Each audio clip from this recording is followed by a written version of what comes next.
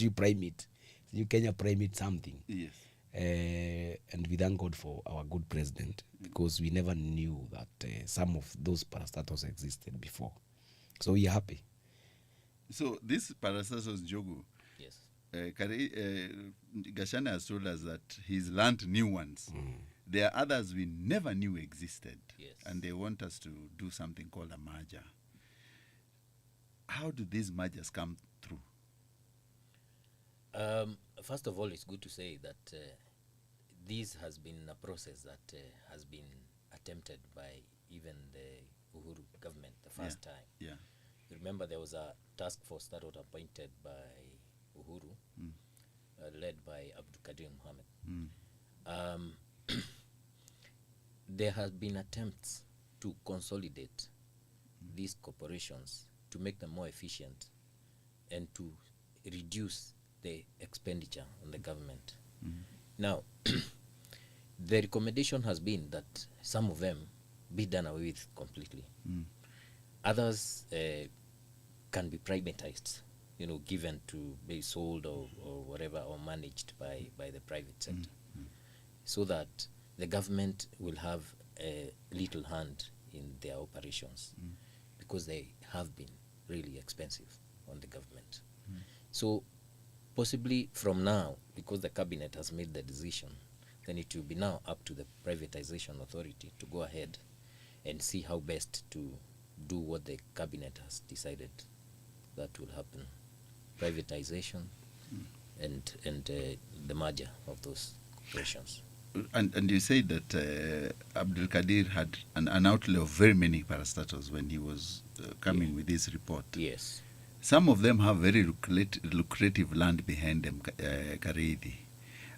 Is there something people are seeing that we don't see in this whole scenario? In Kenya, you might take things for the face value, but there are some people who are actually looking at these parastatals as a gold mine to mine and do other things with them. Oh yes. You must remember that some of these parastatals have been quite there for some time, and they own huge chunks of land. Yeah. I'll give you the example of the numeric. Yes. The parastatal that once shown in the world by creating or trying to engineer the first car, the Nyayo Pioneer car. Yeah. Unfortunately, this parastatal owns a lot of land which has been encroached. If you have had an opportunity to go along Mombasa Road, just off the Nairobi Namanga Road, where they call Tafum, there's an entire slum dedicated that is situated on a land that is owned by the numeric, and I believe they have got also some prime pieces of land within the industrial area and other places. Away from the numeric, of course, Jomo Kenyatta Foundation. When we were growing up, this is the foundation that we expected to bring school books through then Kenya Equipment Scheme. Kenya Equipment Schools, I think it was something like Kenya that. School Equipment Scheme. Yes. And they used to bring books. You can imagine, besides books, they were doing very well in private business, like publishing autobiographies and books and even fiction. Now, you wonder what is going to happen to that publishing, because they are not only commissioning authors, employing editors and writers, but also had the equipment to publish. Now that it has been scrapped off, what happens?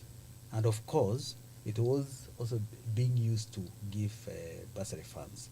I believe in their accounts they could be having some of these substantial amount, some balances. Yes. What will happen to that? Yes.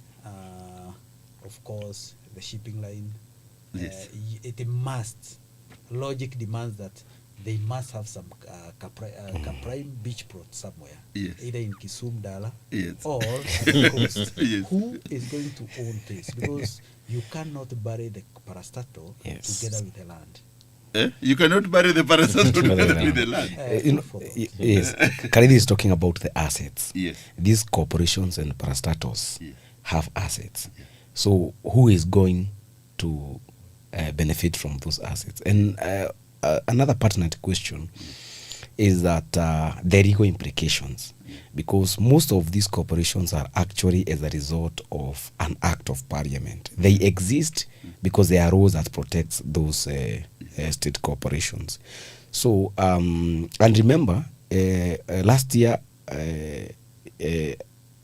around May, the president, through the cabinet, issued some of the management of these corporations. And the Law Society of Kenya went to court and they obtained orders stopping the implementation of the guidelines of these corporations. Now, the president has gone ahead to implement his decision that he gave on, you remember during the protest, for him to operate on a lean government. That is when the idea of dissolving and merging these corporations emerged. Now, what about the law? Were they not supposed to, first of all, introduce amendments of the State Corporations Act so that the law can be amended to ensure that these corporations, the legal implications of emerging from these corporations are dealt with? And that is when questions and concerns by Mr. Kareithi here will be dealt with. What about the assets, the debts, you see, and massive job losses? Is there massive job losses, Njogu? What Gashani is talking about? Definitely there'll be job losses, Yeah. despite the assurances by the government that everyone will be absorbed. Because for some of those positions, people will go home. If you had a CEO here and that corporation is merged with another, do you have two CEOs? Who will step down for the other? One will be a member of the department. Some of those things. There are some positions where you can't have two in the same company. So some people will go.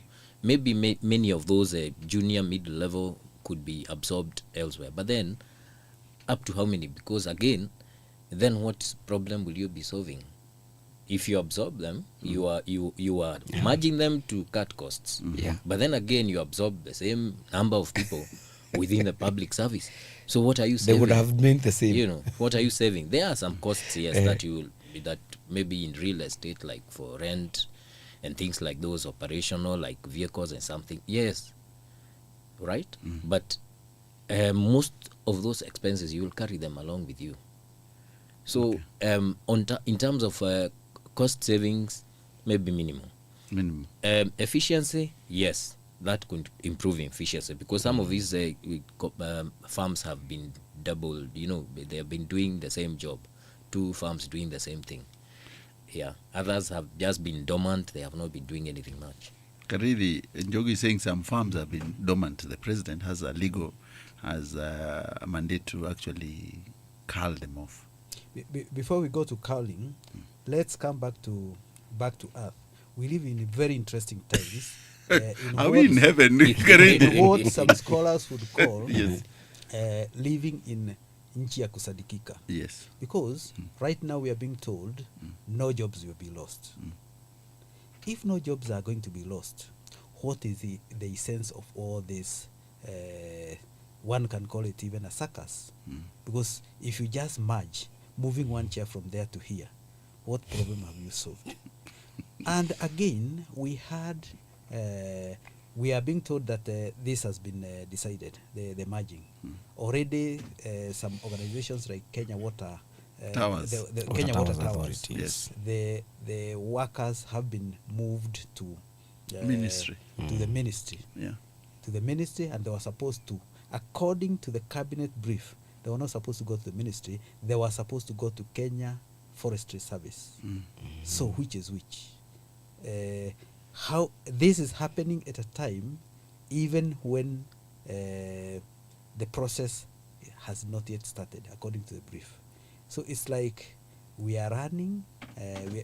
We have a situation where some things have been done, and the cabinet was just ratifying.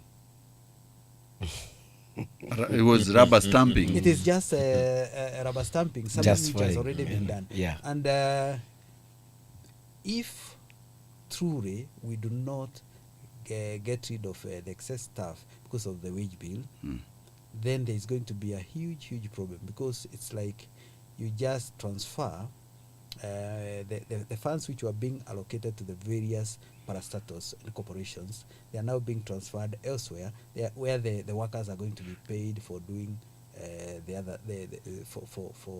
for meeting the recurrent expenditure. And even if these people are going to be laid off, the government is not going to save in the short term. Why? To pay off all these people, you are going to send home.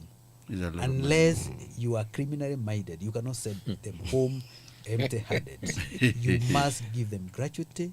You must, because some of them had legitimate expectations. Maybe they expected to serve for 5 years, 10 years. Others had what is called permanent and pensionable.